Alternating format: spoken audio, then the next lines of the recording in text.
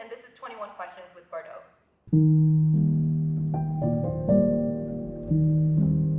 If you could have one more conversation with your dad, what would you say to him? Gosh, I feel like I would just ask him more questions about his life. I wish I took the time to really get to know who my dad was before he became my dad. Like, a lot of times I feel like children just assume their parent is this superhero and they are the way that they are forever. But you don't really dig deeper as to who they were before they got married, before they met my mom, before they had kids, before they had a career. I would love to talk to him more and carry on the conversation that we were having in his final days. And those conversations were about love. Like, who did you love before mom? How did you know that mom was the one? What lessons did you learn when you were a 20-something, a young 30-something? Like, what were your struggles? I know that we spoke about his identity crisis, and I had no idea that my dad ever thought he had, like, imposter syndrome. So I think a conversation that I would love to have would be that, just carrying on learning about who he was in this world. How has losing your father shaped the way you view love and relationships now? Losing my dad really shaped the way I view, honestly, everything, but especially love and relationships, because he was like the pillar of strength in my life, and he was the model of love in my life.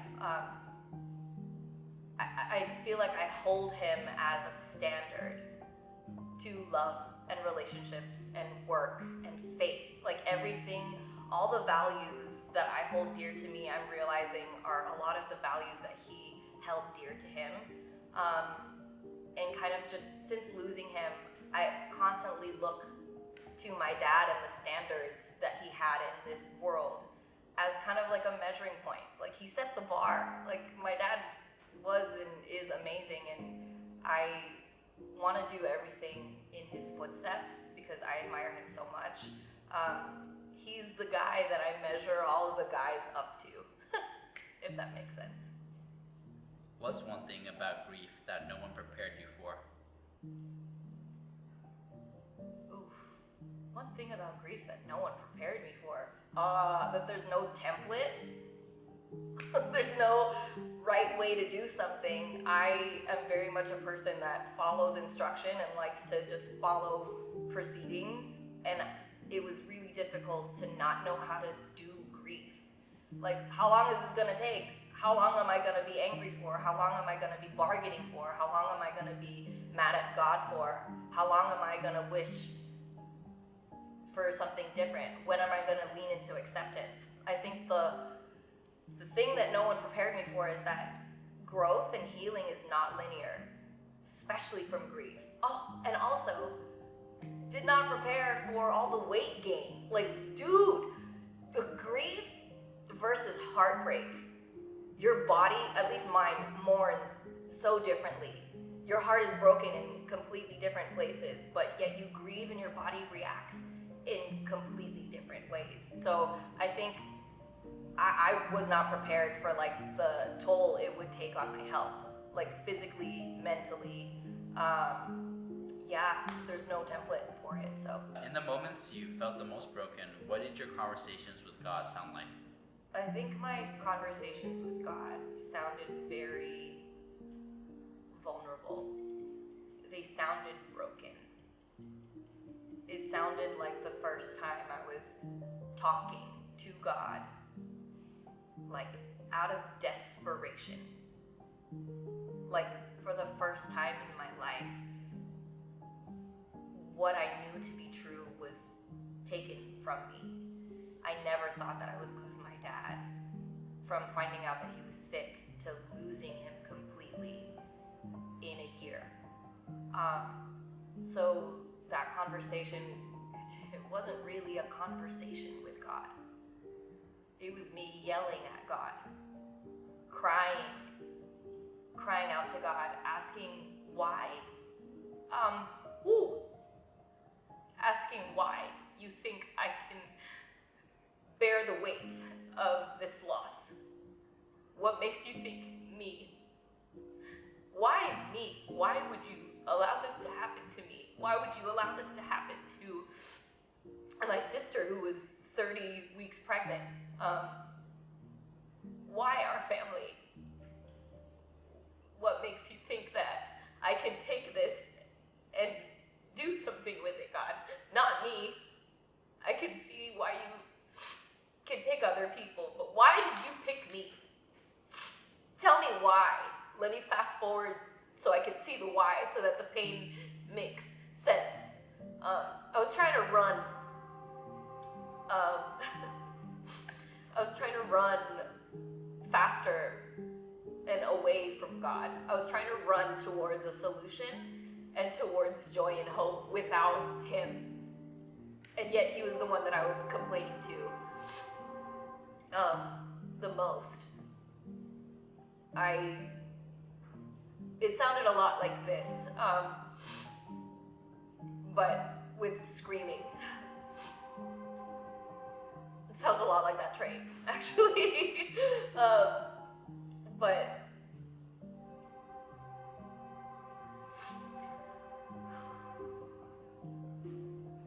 it sounded like cries of desperation, and it sounded like the first time God actually heard my heart.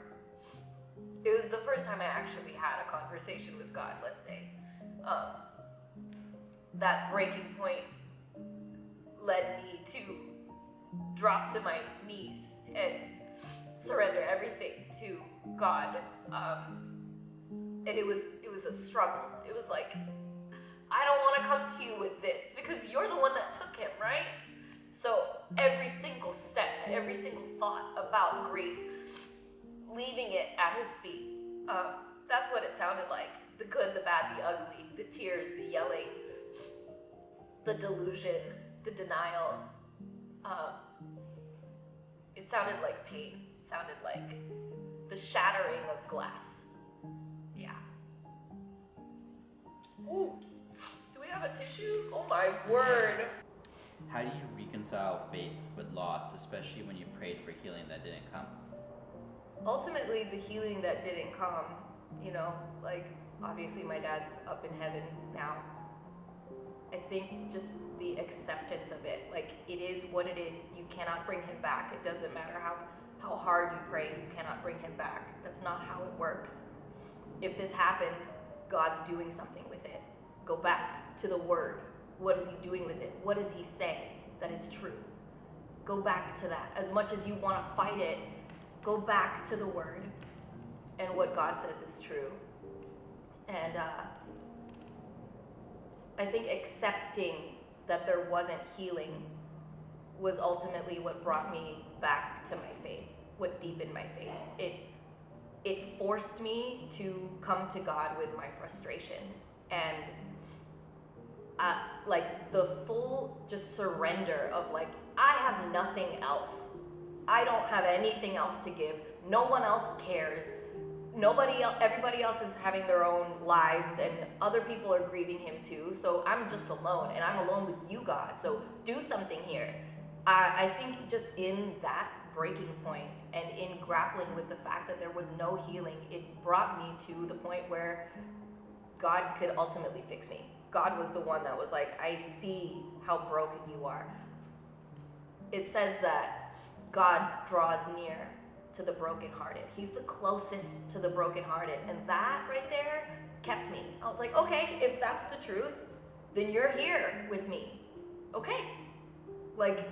I just have to stick to what the word says and know that that's true until I felt it. And I absolutely felt it. The breaking ultimately led me to deepen my faith by seeking out a home church, which really was the big reason behind all of the healing. Community. Mm-hmm. Has your view of heaven changed since your dad passed? Has my view of heaven changed since my dad passed?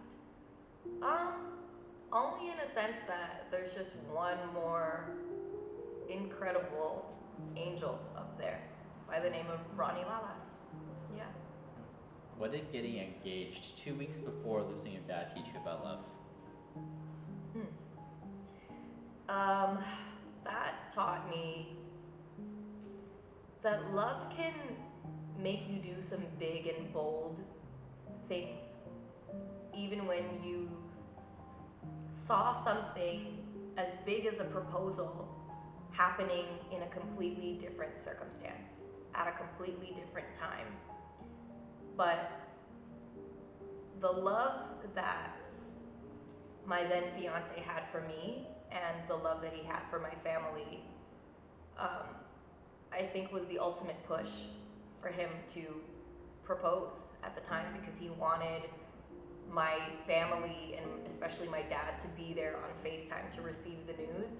And I think, yeah, it's a testament to show that love can get you to do crazy things. Love can get you to do things that maybe you weren't necessarily prepared for, like engagement. What was the hardest part about calling off your engagement?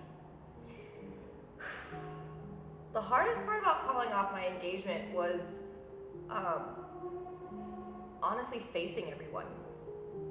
It was a relationship that was going on 9 years, and it was splashed all over my social media, his social media, other people's social media. If you knew me in LA, you knew him.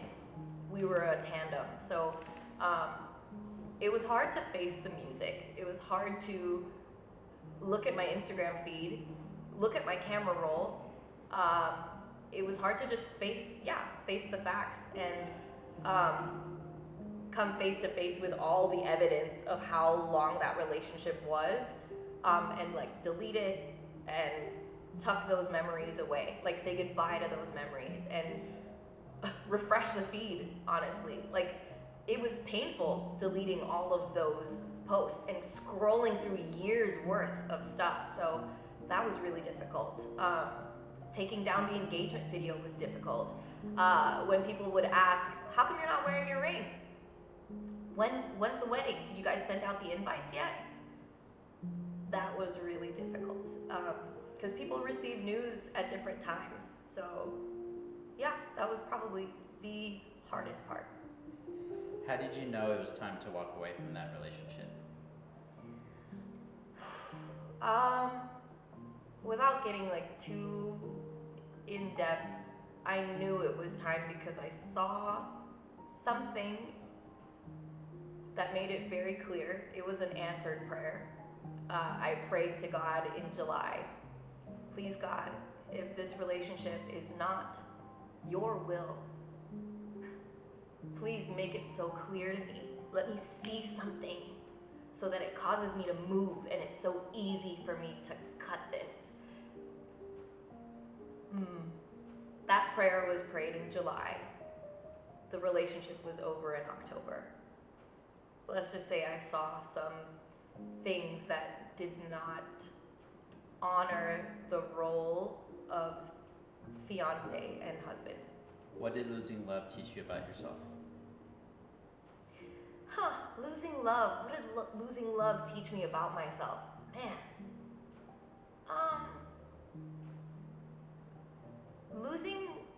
Losing love is a very broad statement, so I'm just gonna like hone in on that love specifically. Losing that love, it taught me that anyone can laugh with you. Anyone can share their home with you. Anyone can co-parent a dog with you. But not everyone is for you. Not everyone is your person. You can be compatible, but are you actually suitable for each other? Was I his helpmate? Was I suitable for him? And vice versa. It taught me that like love comes in so many different shapes and sizes and in different people. It morphs with you as you grow into who you're meant to be, who God is calling you to be. Losing that love made me realize like, oh, I love to laugh. I love to laugh, and my sense of humor is big to me, and whoever should be called spouse in the future, they need to be able to laugh with me. We need to be able to have the same sense of humor, and the same values, because despite how that relationship ended and that it's over, there's a lot of things in that relationship that I loved. So losing that love showed me so many things that I want going into the future. It taught me so much of what I will not tolerate. It taught me a lot of my non-negotiables. And one of the biggest things was, do you have a relationship with God? And do I have to look for that? Or can I just plainly see it? What's one red flag you ignored in your past relationship that you would never ignore again? Oh, easily. A wandering eye. I will never ignore that ever again. I want to be someone's number one choice, not an option. How did you define self-worth now compared to before your engagement? Self-worth, how do I define it? I am fearfully and wonderfully made, period. How do you navigate dating in LA as a woman of faith? I pray a lot. I pray a lot. I pray over every date. There hasn't been many. But just praise God. I've been leaning on God, praying. That's it. That's all I can say.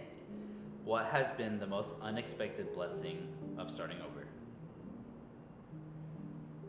Finding new community and reinventing myself and having that community know the healed version of me. What's one piece of advice you would give to someone who feels like their life just fell apart? Surrender to God and our Creator, and He will do all things and blow your mind and give you peace that surpasses your understanding, like me. What song lyrics or scripture have you carried with you throughout the season? There's this one song. There's a bridge that goes, if the highest place I reach is at your feet, then I've done it all. That right there, that humbles me and keeps me at surrender. If 2022 you could see you now, what do you think she'd say? I honestly think 2022 version of me would look at me now and just say, how? What's one thing you're still healing from that you don't talk about often? Ooh, one thing I'm still healing from is self-worth. Like, I battle and wrestle with my sense of unworthiness when I know that I am worthy. How does this new season of life shape the music you're creating? How does this new season shape the new music I'm creating? Honestly, how does it not? This new season is going to bring forth new music that come in conversations with God, and what my prayer time sounds like with God from all of these pain points that I've endured over the last 2 years. Yeah. What do you want people to feel when they listen to your new music? Peace. If you could sum up this chapter of your life in one word, what would it be and why? I would say washing. Felt like I was washed clean of the person that I was. And what the water looks like is the Word and the presence of God. That's all 21 questions. Really? Mm-hmm. That was it? Yeah. Oh, we rattled through that. Yeah, Okay. we went through it.